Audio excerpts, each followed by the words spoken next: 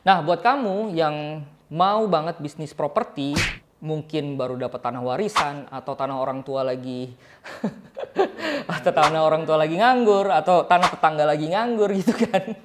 Lo nggak apa-apa banget.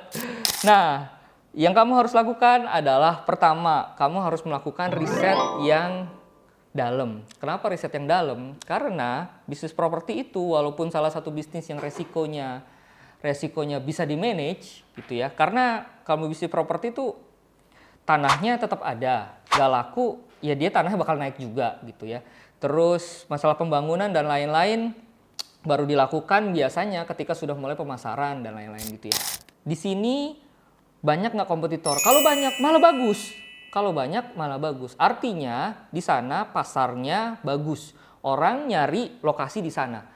Kalau banyak orang nyari lokasi di sana, kamu dengan gampang bisa dapat insight yang banyak. Oh, yang laku nih cluster yang di sini, townhouse yang di sini. Ukurannya segini, modelnya kayak gini, harganya segini. Kamu tinggal bikin perencanaan yang matang gitu. Jadi yang kedua, setelah riset kamu bikin perencanaan.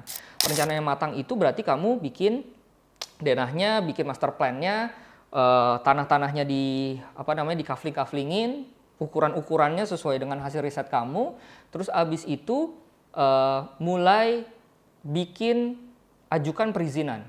Nah, perizinan ini bisa dibantu sama konsultan, bisa juga langsung gitu ya, bisa juga langsung.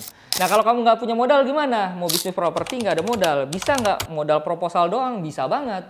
Karena banyak juga investor-investor yang memang mau mendanai investasi di properti. Kenapa? Karena mereka mungkin melihat tanahnya ada, pasarnya ada, oke kita tinggal support modal aja, modal kerja.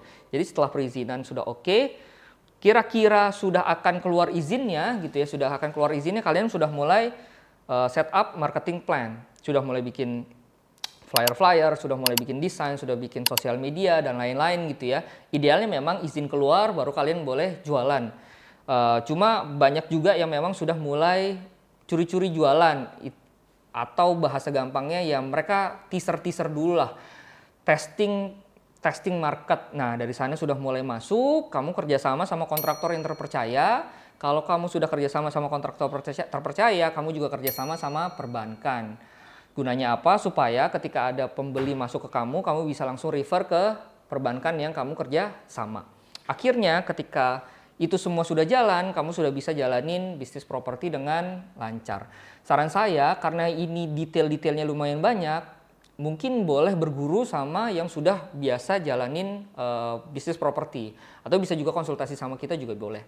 Nah, dari sana nanti kamu akan dapat insight yang ternyata bisnis properti itu nggak sesimpel kita bikin desain asal, terus kita bikin pemasaran harga murah itu pasti laku. Nggak sesimpel itu juga.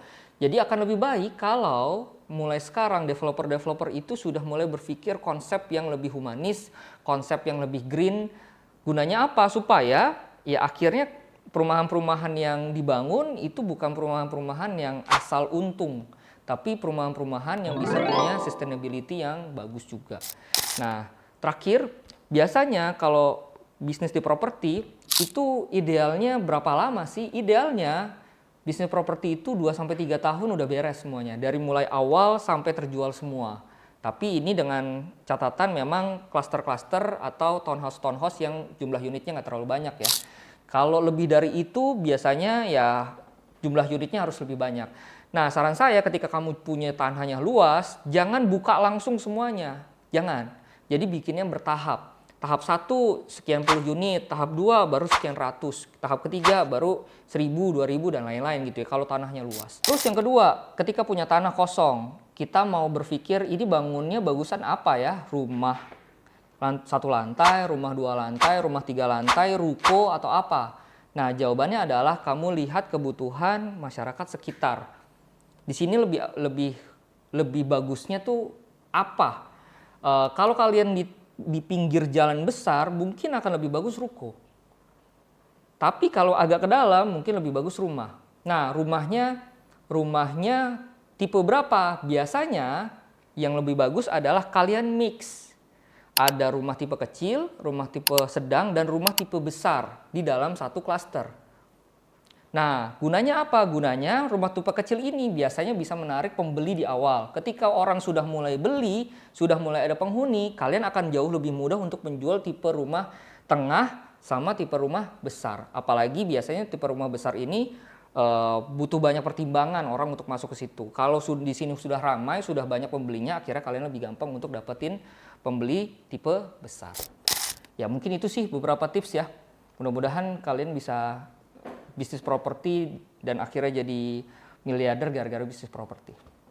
Buat teman-teman yang punya pertanyaan lebih detail soal apa yang kita bahas sebelumnya, jangan khawatir, jangan malu-malu, langsung tanya aja via komen atau klik link di bio untuk langsung konsultasi gratis sama tim konsultan dari Andaf Consulting.